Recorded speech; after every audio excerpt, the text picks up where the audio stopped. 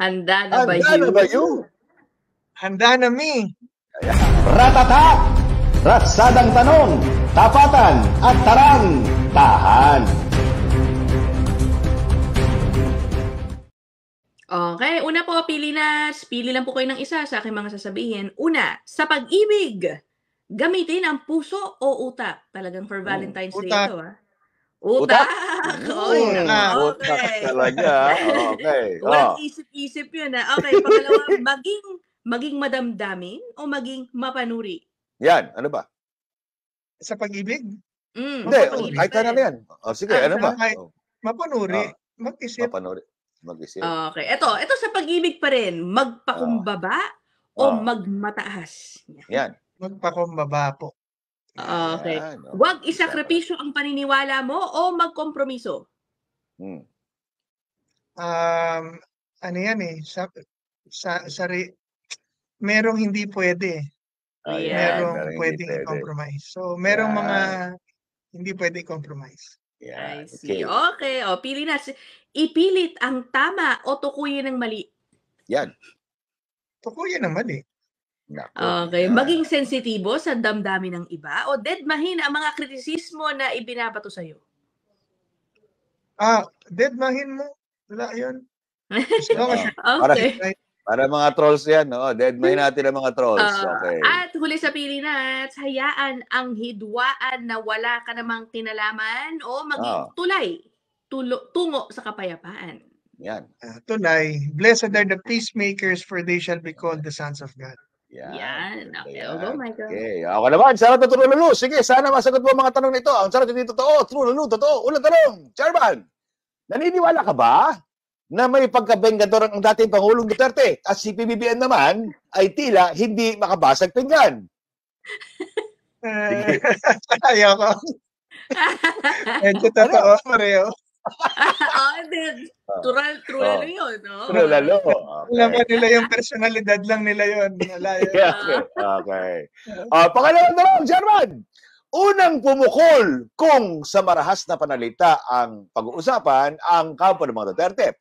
Hindi ba dapat mauna rin pumayag sa kasunduan kung magkakabatiman ang kampo ni Pangulong Duterte? Well, yun naman po nangyari. Pero mauna, mahuli, importante, pareho. Diba? Yan, sabay tayo. Ikatlong tanong, kung may pagkakataong mapag-ayos ang magkabilang kampo ng Marcos Duterte, kailangan ba maayos rin ang batuhan ng maanghang na salita ng magpinsang Amy at Martin? Dapat. Dapat bilang mga leader ng bansa, hindi na sila dapat nag-i-engage sa ganyang awayan. May away bata yan eh, di ba? So, iba na kayo ngayon. So, meron sila mga tungkulin na dapat maging mas mahalaga kaysa sa kanilang mga personal na pakiramdam. Sabi mo, away bata. Para sila, away batang magpipinsan eh. No? May ganun din talaga nangyayari. Bago sa huli. Kumakalat na rin ang hidwaan sa pagitan ng Senado at Kongreso. Sa tingin mo ba, nakakalimutan na ang serbisyo publiko ng ating mga politiko? Opo, affected. Hindi naman nakakalimutan. Pero, mape-preoccupy yung oras nila sa pagsagot sa politika kaysa yung oras sila ginagamit nila sa pagsagot sa pangangailangan ng bansa. Pag-uusapan nila kagad, kampi-kampi, sino ang pupus, kanino ako, anong gagawin na doon sa kalaban, instead na pag-usapan paano yung presyo ng bigas, paano yung pagkain, paano ang seguridad, so etc. na ilalagay sa ibang oras. Yan, ito na. Ang tanong dito, may kailangan bang magsakripisyo, no, sa hidwaang ito? Ito na ang tanong, no? Kung sinasabi ng ilan na si Speaker Martin Romualdez ang pinagmulan ng hidwaan, dapat bang magbitiw na ito sa pwesto para ang unity ay muling maareglo bilang sakripisyo? Yan. Hindi yun ang nakikita ko kasi problema, Mike eh. Hindi yung unity team eh.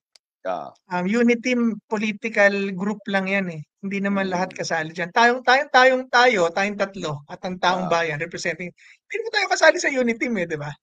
Hindi na. Pero nasasali tayo sa away nila. Kailangan yung lahat. Unity, hindi unity team. So, Yeah. with regards to sacrifice, Mhm. kailangan talaga may mag-sacrifice and both has to sacrifice. The President Duterte, and all of them, all of us has to sacrifice para ho Walang kailangan mag-resign, Chairman. ayos. Walang kailangan Resign? mag-resign. Well, I'm not there. I'm not in the position to say kung sino ang dapat mag-resign sa kanila. It's a political question that the political answer and a legal question if a case has been filed. I don't want to get Okay, charot mo na yan. Alright. Thank you, Chairman! Ratata! Ratsadang tanong, tapatan at tarang, tahan.